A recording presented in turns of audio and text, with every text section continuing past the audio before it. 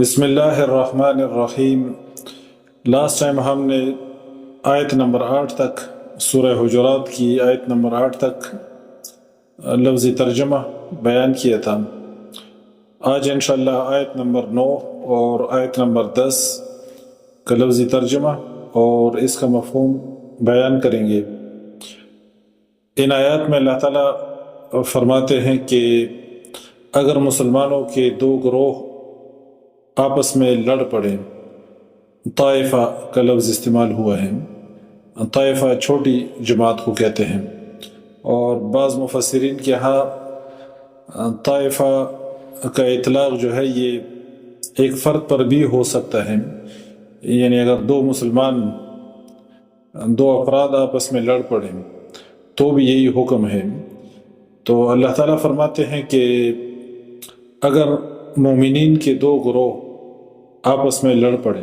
یعنی اس سے معلوم ہوتا ہے کہ آپس میں لڑنا یہ مومنوں کا کام نہیں ہے، اصل میں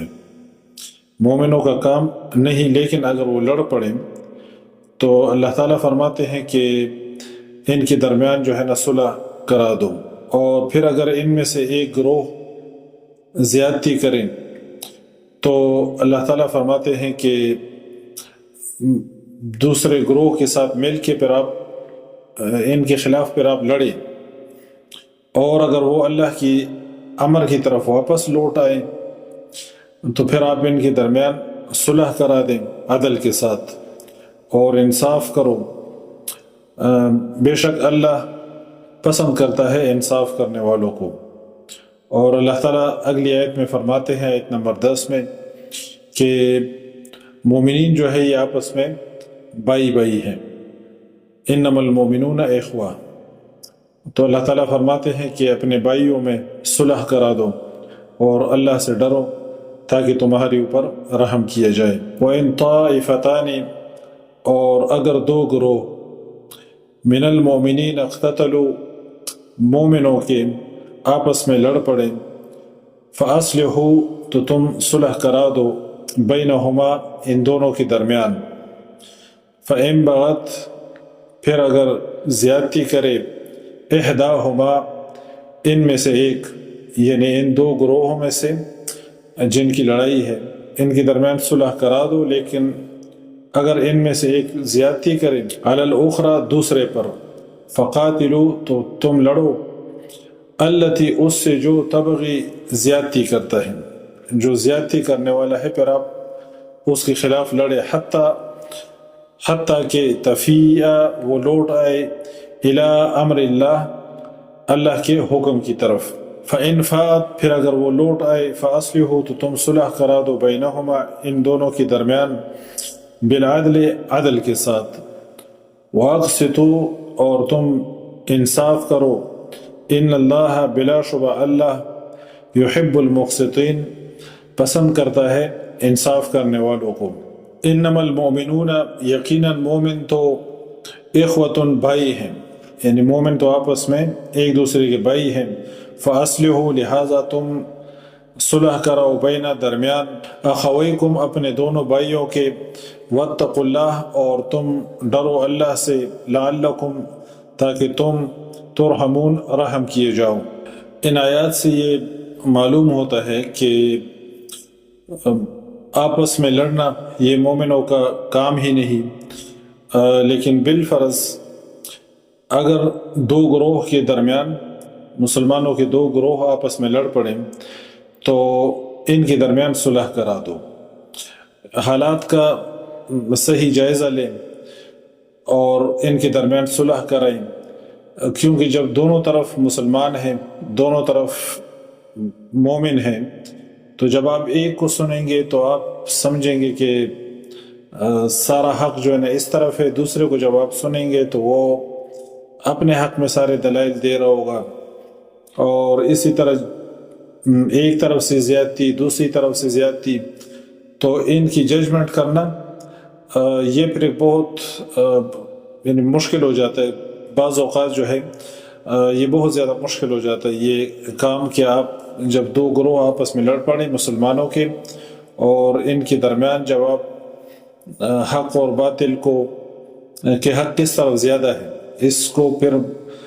معلوم کرنا کبھی کبھار جو ہے نا وہ مشکل ہو جاتا ہے۔ تو حالات کا صحیح طریقے سے جائزہ لے کے اور پھر یہ معلوم کیا جائے کہ حق کس طرف زیادہ ہے، تو ان کے درمیان صلح کروائے، نہیں تو پھر ان کے ساتھ مل کے دوسروں کے خلاف جو ہے، یعنی جو حق جن کے ساتھ حق کم ہے، جو زیادتی پہ ہے، ان کے خلاف جو ہے نا پھر آپ اللہ فرماتے ہیں کہ فَقَاتِلُوا الَّتِي تَبْغِي حَتَّى تَفِيءَ إِلَىٰ أَمْرِ اللَّهِ، یہاں تک کہ وہ اللہ کے امر کی طرف لوٹ کر آئے۔ اب اس سے یہ معلوم ہوتا ہے کہ وہ اللہ کے امر کی طرف لوٹ کے آئے، اس وقت تک جو ہے نا آپ اس سے لڑیں۔ اس کا مطلب یہ ہے کہ جو آپ ججمنٹ کریں گے دو گروہوں کے درمیان کہ کون حق پہ ہے اور کون ناحق پہ ہے، تو وہ آپ اللہ کے امر کو سامنے رکھ کے کریں گے، کسی اور بنیاد پہ آپ نے صحیح اور غلط کا فیصلہ نہیں کرنا، بلکہ اللہ کی کتاب کے مطابق آپ نے غور و فکر کرنا ہے، اللہ کے حکم کے مطابق آپ نے دیکھنا ہے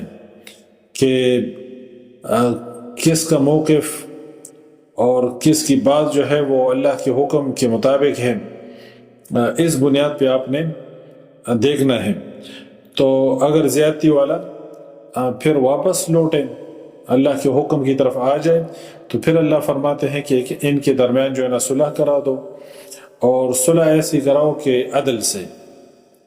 اور انصاف کے ساتھ۔ اللہ تعالیٰ انصاف کرنے والوں کو پسند کرتا ہے۔ یعنی یہ بھی نہیں کہ اگر زیادتی کرنے والا وہ صلح کی طرف آ جائے،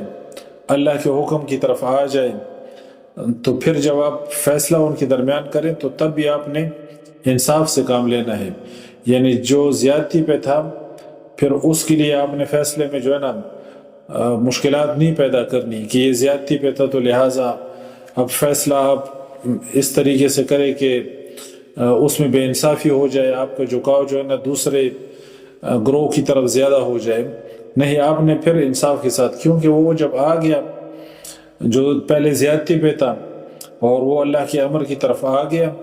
تو پھر آپ بھی ان کے درمیان جب صلح کرائیں تو انصاف کے ساتھ اور عدل کے ساتھ، اور آپس میں ایک دوسرے کو قتل کرنے کے لیے تیار ہونا اور قتل و قتال کے لیے نکل آنا آپس میں۔ اس کے بارے میں پیغمبر صلی اللہ علیہ وسلم نے فرمایا ہے، حدیث کا مفہوم ہے، بخاری مسلم کی روایت ہے، بخاری میں بھی ہے مسلم میں بھی ہے، مفہوم ہے اس کا کہ پیغمبر صلی اللہ علیہ وسلم نے فرمایا کہ جو قاتل ہے، یعنی مسلمان کو قتل کرنے والا، جو قاتل ہے مومن، وہ بھی دوزخی ہے، اور جس کو قتل کیا گیا وہ بھی دوزخی ہے۔ پیغمبر صلی اللہ علیہ وسلم نے پھر اس کی وجہ بیان فرمائی ہے کہ اس کی وجہ یہ ہے کہ جو قتل ہوا اس نے بھی قتل کا پروگرام بنایا تھا دوسرے کا، یعنی جو قاتل ہے وہ تو ہے ہی جہنمی کہ اس نے قتل کیا، لیکن جو قتل ہوا وہ بھی اس کے قتل کے لیے آیا تھا۔ صلح کرانے کے لیے جو ایک اہم اصول ہے وہ یہ بھی ہے کہ جو صلح کرانے والا ہے وہ دونوں پر اثر انداز بھی ہو،